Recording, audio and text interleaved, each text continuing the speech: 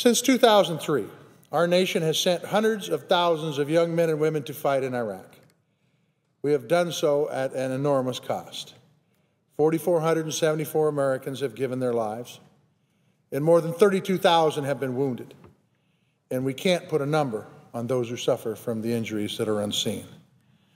And let's not forget, the price tag of this war that was put on our children is quickly approaching $1 trillion. And then there's the tens of billions of dollars in waste and fraud. Mr. President, the war in Iraq started with political leaders who had their own agenda. They went there looking for weapons that never existed. But through it all, the professionalism of our military never faltered. They provided security and democracy to a nation that had never known it.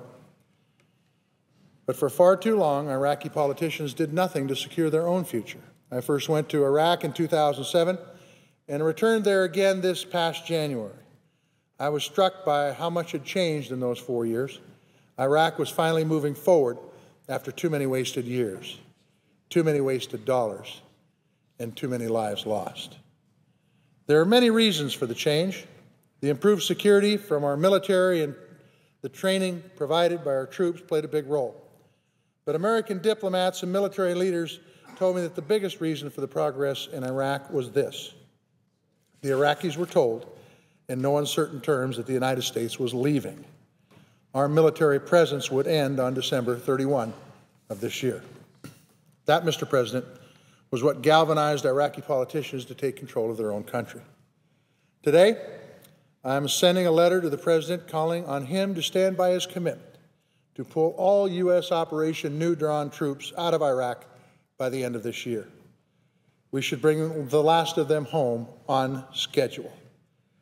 U.S. Marines will still guard our embassies, as they always have, and we will still maintain a strong diplomatic presence in Iraq.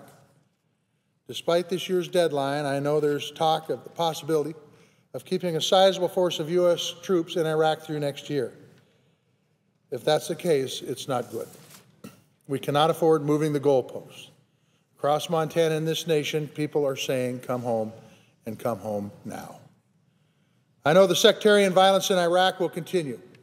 We should not be asking American troops to referee a century-old civil war. That conflict is likely to continue into the distant future, regardless of our presence. Iraq now has the tools it needs to secure its people and its economy. Iraq's new leaders must solve their problems for their own people. Keeping thousands of U.S. troops in Iraq would needlessly put them in more danger. It would cost American taxpayers more money. And it would further distract us from our core national security objectives of protecting American citizens and further dismantling al-Qaeda and other terrorist groups. That's where our focus needs to be. And that's why I'm saying, let's end this war for good.